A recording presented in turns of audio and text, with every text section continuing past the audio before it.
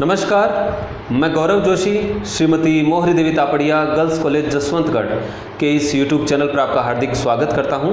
हम पढ़ रहे हैं व्यावसायिक सांख्यिकी और व्यावसायिक सांख्यिकी में हम पढ़ रहे हैं सूचकांक भाग प्रथम, इंडेक्स नंबर्स पार्ट फर्स्ट। इस चैप्टर से हमने 2 क्वेश्चंस लिए हैं और इन क्वेश्चंस के थ्रू हम समझेंगे कि किस प्रकार से सूचकांक ज्ञात किए जाते हैं। छठा क्वेश्चन है, निम्न समंकों से श्रृंखला सूचकांक ज्ञात कीजिए।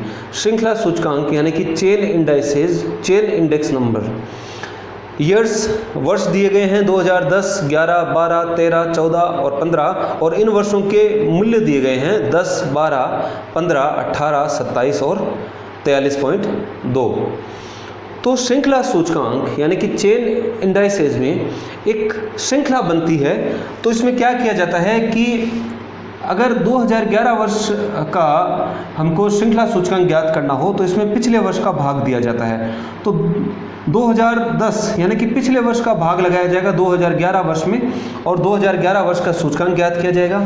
फिर 2011 वर्ष के मूल्यों का भाग लगाया जाएगा 2012 वर्ष के मूल्यों में और 2012 के लिए सूचकांक ज्ञात किया जाएगा। फिर 2015 के मूल्यों का भाग लगाया जाएगा 2013 के मूल्यों में और 2013 के लिए सूचकांक ज्ञात किया जाएगा। यानी कि चालू वर्ष के मूल्यों में पिछले वर्ष के मूल्यों का भाग लगाकर सूचकांक ज्ञात किए जाते हैं और ये एक चेन बनती जाती है, श्रृंखला बनती जाती है। तो श्रृंखला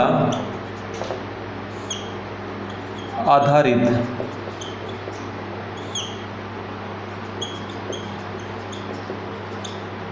सूचकांक, चेन बेस इंडेक्स। तो चेन बेस इंडेक्स का फॉर्मूला होगा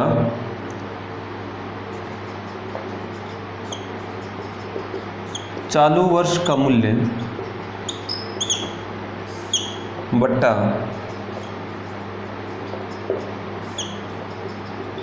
पिछले वर्ष का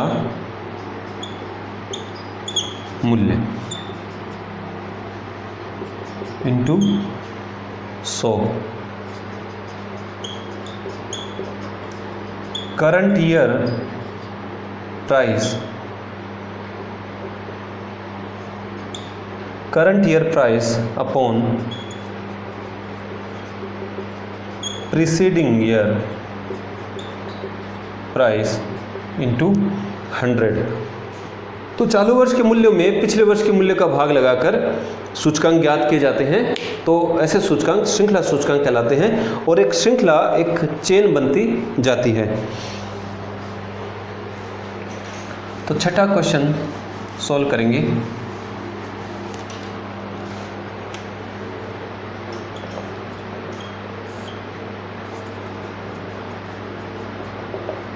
Calculation of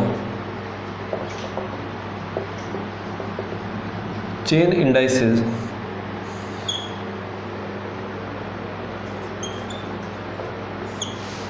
years हैं 2010, 2011, 12, 13, 14 और 15।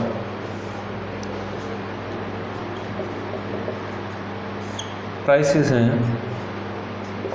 10, 12, 15, 18, 27 और 43.2।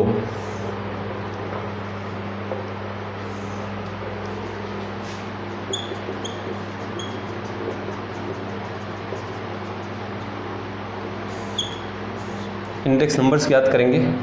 तो 2010 का सूचकांक होगा 100, क्योंकि इससे पिछले वर्ष का मूल्य हमको ज्ञात नहीं है, इसलिए 2010 का जो सूचकांक मानेंगे वो मानेंगे 100।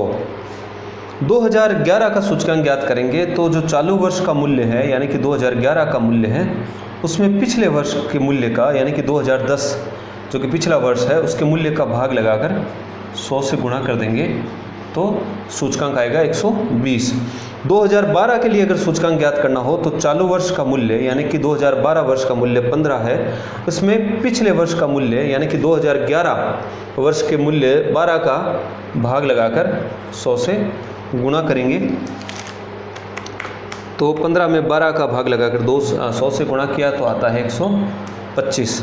2013 वर्ष का सूचकांक ज्ञात करें तो चालू वर्ष का मूल्य 18 और चालू वर्ष के मूल्य में पिछले वर्ष के मूल्य यानी कि 15 का भाग लगा देंगे और 100 से गुणा करेंगे। तो 18 में 15 का भाग लगाकर 100 से गुणा करेंगे तो आता है 120। 2014 वर्ष का सूचकांक ज्ञात करें तो चालू वर्ष का मूल्य है 27 2014 का और पिछला वर्ष यानी कि 2013 वर्ष का मूल्य है 18, पिछले वर्ष का मूल्य 18 है, इसका भाग लगाकर 100 से गुणा कर देंगे। 27 में 18 का भाग लगाकर 100 से गुणा किया तो आता है 150। और 2015 के लिए चालू वर्ष का मूल्य है 43.2, जिसमें पिछले वर्ष यानी कि 2014 वर्ष के मूल्य 27 का भाग लगाकर 100 से गुणा कर देंगे।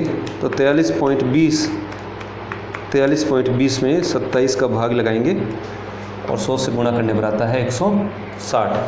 तो इस प्रकार से चेन इंडाइसेज श्रृंखला सूचकांक हमने ज्ञात किए हैं। पिछले वर्ष के मूल्य का भाग चालू वर्ष में लगा दिया जाता है, तो इस प्रकार से एक श्रृंखला, एक चेन बनती जाती है।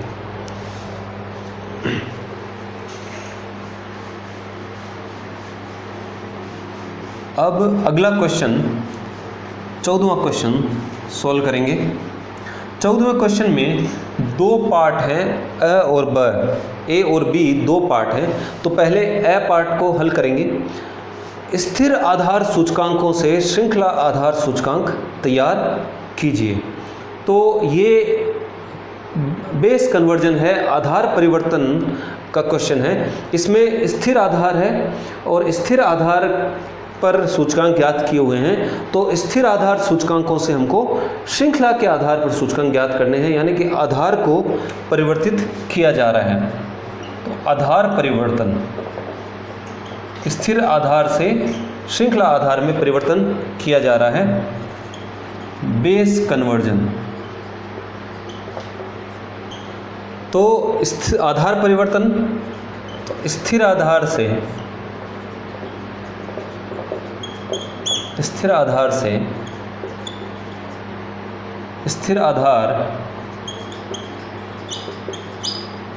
सूचकांक से श्रृंखला आधार सूचकांक में परिवर्तन का सूत्र का फॉर्मूला होगा। स्थिर आधार सूचकांक है, सूचकांक जो दिए गए वो स्थिर आधार पर हैं और उन सूचकांकों को श्रृंखला आधार में परिवर्तन करना है। तो जिस प्रकार से हमने श्रृंखला आधार सूचकांक ज्ञात किए थे, उसी प्रकार से स्थिर आधार से श्रृंखला आधार में परिवर्तन करने पर भी वही काम किया जाएगा कि जो चालू वर्ष के जो सूचकांक हैं इसमें पिछले वर्ष के सूचकांक का भाग लगा दिया जाएगा और चालू वर्ष के लिए श्रृंखला आधार सूचकांक ज्ञात कर लिए जाएंगे। यानी कि पिछले वर्ष के सूचकांक का भाग चालू वर्ष के सूचकांकों में लगाया जाएगा। तो 2012 के लिए सूचकांक ज्ञात हो जाएंगे श्रृंखला आधार पर। इसी प्रकार 2013 के सूचकांक ज्ञात करने हैं श्रृंखला आधार पर। तो पिछले वर्ष 2012 के सूचकांक का 2013 के सूचकांक में भाग लगाकर 2013 वर्ष के लिए श्रृंखला आधार पर सूचकांक ज्ञात कर लिए जाएंगे। तो इस प्रकार से ये श्रृंखला चलती जाएगी। तो स्थिर आधार सूचकांक से श्रृंखला आधार सूचकांक में परिवर्तन का सूत्र होगा और जो सूचकांक ज्ञात होंगे वो सूचकांक हो जाएंगे श्रृंखला आधार सूचकांक, चेन बेस इंडेक्स। तो क्या करना होगा कि जो चालू वर्ष का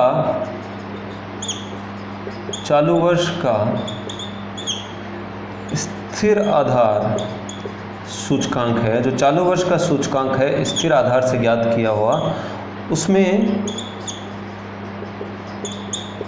पिछले वर्ष का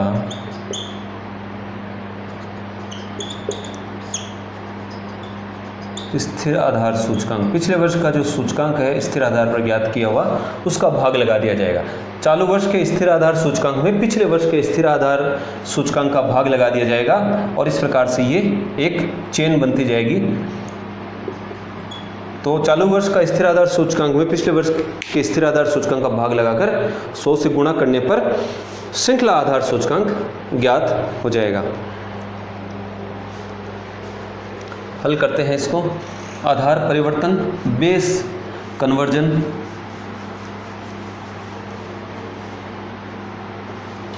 तो 14वें क्वेश्चन का A part answer 14A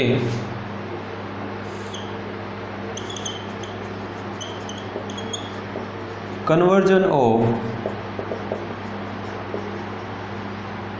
fixed base index to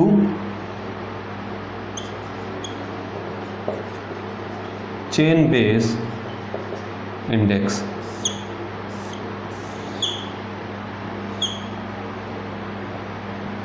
इसको लिख सकते हैं conversion of fixed base indices to chain base indices.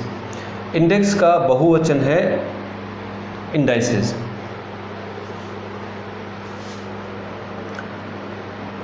Year 2011, 12, 13, 14 और 15। फिक्स्ड बेस इंडेक्स दिए हुए हैं 80, 90, 95, 100 और 105।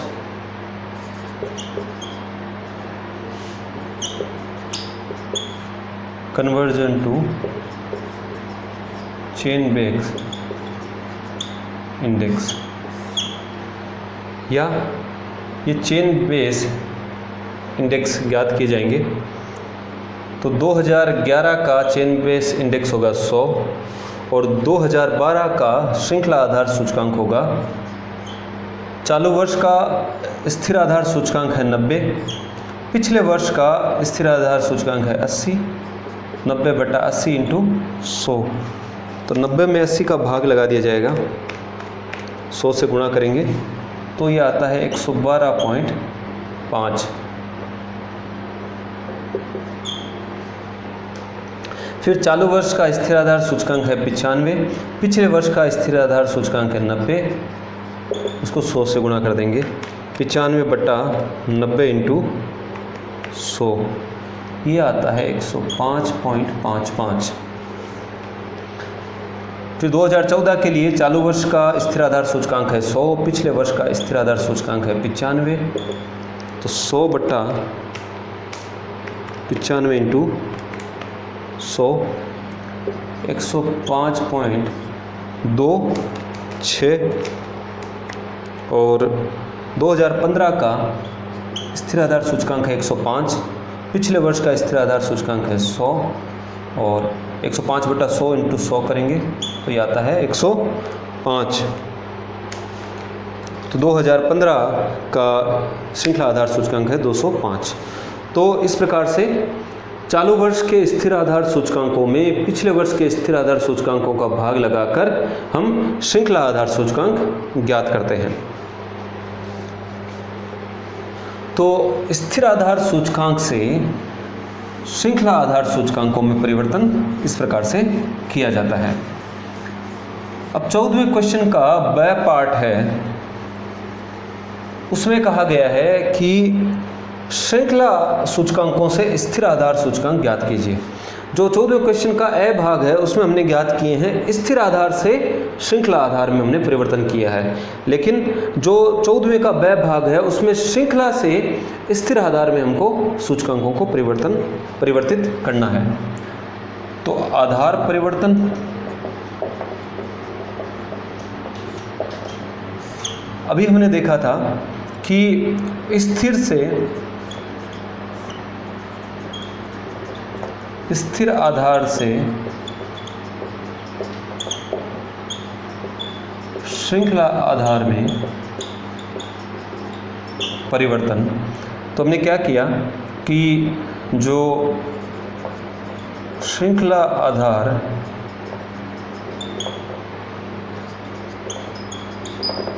सूचकांक ज्ञात करने के लिए हमने क्या किया कि चालू वर्ष का स्थिर आधार सूचकांक में, चालू वर्ष के स्थिर आधार सूचकांक में हमने पिछले वर्ष के स्थिर आधार सूचकांक का भाग लगाया और 100 से गुणा कर दिया। तो इस सूत्र से हमने श्रृंखला आधार सूचकांक ज्ञात किए थे। अब क्वेश्चन में श्रृंखला आधार सूचकांक दिए गए हैं और हमको ज्ञात करना है चालू वर्ष का स्थिर आधार सूचकांक, यानी कि श्रृंखला सूचकांकों से स्थिर आधार सूचकांक में परिवर्तन करना है, स्थिर आधार सूचकांक ज्ञात करने हैं। तो श्रृंखला सूचकांकों से स्थिर आधार सूचकांक ज्ञात करने का सूत्र। ज्ञात करना है स्थिर आधार सूचकांक चालू वर्ष का, ज्ञात करना है स्थिर आधार सूचकांक। तो ये दूसरे पक्ष में पक्षांतरण होकर इस साइड आ जाएगा और ये श्रृंखला आधार सूचकांक को हम इस साइड ले जाएंगे, पिछले वर्ष के स्थिर आधार सूचकांक से गुणा करेंगे। तो ये जो चालू वर्ष का स्थिर आधार श्रृंखला आधार सूचकांक है, चालू वर्ष का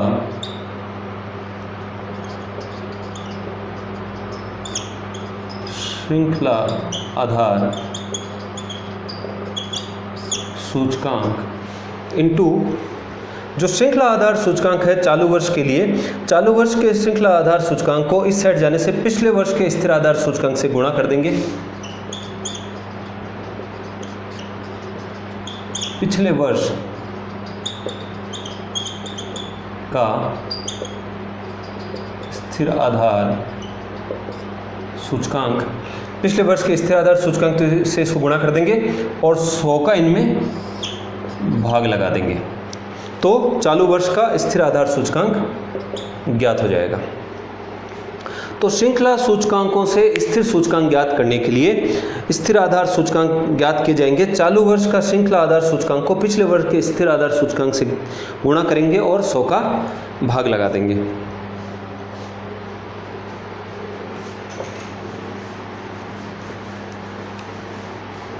चौदहवें क्वेश्चन का ब भाग, इसमें हम श्रृंखला सूचकांकों से स्थिर आधार सूचकांक ज्ञात करेंगे।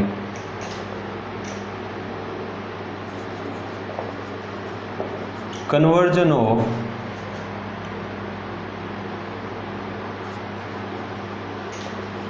Chain base index to fixed base index.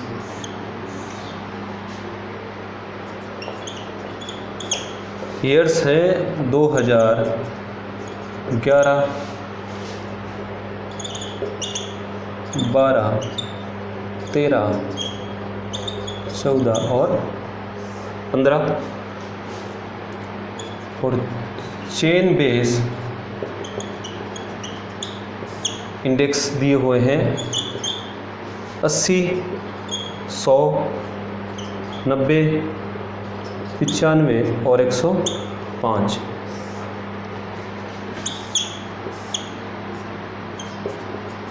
Fixed base index हमको ज्ञात करने हैं। तो श्रृंखला आधार सूचकांकों से स्थिर आधार सूचकांक ज्ञात करने हैं। तो हम क्या करेंगे कि पिछले वर्ष का स्थिर आधार सूचकांक और चालू वर्ष का श्रृंखला आधार सूचकांक को गुणा कर देंगे। तो इसमें चालू वर्ष का श्रृंखला आधार सूचकांक दिया हुआ है लेकिन पिछले वर्ष का स्थिर आधार सूचकांक नहीं दिया हुआ है, इसलिए हम इसी को फिक्स्ड बेस इंडेक्स मानेंगे। 2011 का जो चेन बेस इंडेक्स दिया हुआ है इसी को हम फिक्स्ड बेस इंडेक्स मान लेंगे। तो 2011 का जो फिक्स्ड बेस इंडेक्स है वो 80 ही मानेंगे, क्योंकि पिछले वर्ष का स्थिर आधार सूचकांक दिया हुआ नहीं है जिसके आधार पर कि हम इस जो 2011 वर्ष का स्थिर आधार सूचकांक ज्ञात कर सकें। इसलिए जो चेन बेस इंडेक्स है उसी को हम फिक्स बेस इंडेक्स मान लेते हैं 2011 के लिए। अब 2012 के लिए फिक्स्ड बेस इंडेक्स यानी कि स्थिर आधार सूचकांक ज्ञात करना है श्रृंखला आधार सूचकांक से। तो क्या किया जाता है, चालू वर्ष का श्रृंखला आधार सूचकांक 100 इंटू पिछले वर्ष का स्थिर आधार सूचकांक 80/100। इसके आधार पर जो है इस सूत्र के आधार पर हम श्रृंखला आधार सूचकांक को स्थिर आधार सूचकांक में परिवर्तित करते हैं। तो इसको हल करने पर आता है 80। तो 2012 वर्ष का स्थिर आधार सूचकांक होगा 80, जबकि श्रृंखला आधार सूचकांक है 100। तो श्रृंखला आधार सूचकांक से हमने स्थिर आधार सूचकांक में परिवर्तन किया है 2012 वर्ष के लिए, जिसका सूत्र है चालू वर्ष का श्रृंखला आधार सूचकांक और पिछले वर्ष का स्थिर आधार सूचकांक बटा 100। अब 2013 के लिए श्रृंखला आधार सूचकांक को स्थिर आधार सूचकांक में परिवर्तित करना है। तो चालू वर्ष का श्रृंखला आधार सूचकांक है 90 और पिछले वर्ष का स्थिर आधार सूचकांक है 80/100। इसको हल करेंगे तो 90 × 80/100 ये आता है 72। 2014 के लिए श्रृंखला आधार सूचकांक से स्थिर आधार सूचकांक में परिवर्तन करेंगे तो चालू वर्ष का श्रृंखला आधार सूचकांक 95, पिछले वर्ष का स्थिर आधार सूचकांक 72/100। 95 × 72/100 68.4। और 2015 के लिए अगर श्रृंखला आधार से स्थिर आधार में परिवर्तन किया जाए सूचकांक को, तो चालू वर्ष का श्रृंखला आधार सूचकांक 105, पिछले वर्ष का स्थिर आधार सूचकांक 68.4/100। तो 105 × 68.4/100 ये आता है 71.82 या कहें 71.8। तो इस प्रकार से श्रृंखला आधार सूचकांकों को स्थिर आधार सूचकांकों में परिवर्तन किया गया है। तो आज की क्लास में इतना ही। मैं आशा करता हूं कि आज की क्लास में हमने जो भी पढ़ा आपको अच्छे से समझ में आया होगा। इस वीडियो को लाइक कीजिए, शेयर कीजिए, हमारे YouTube चैनल को सब्सक्राइब कीजिए। धन्यवाद।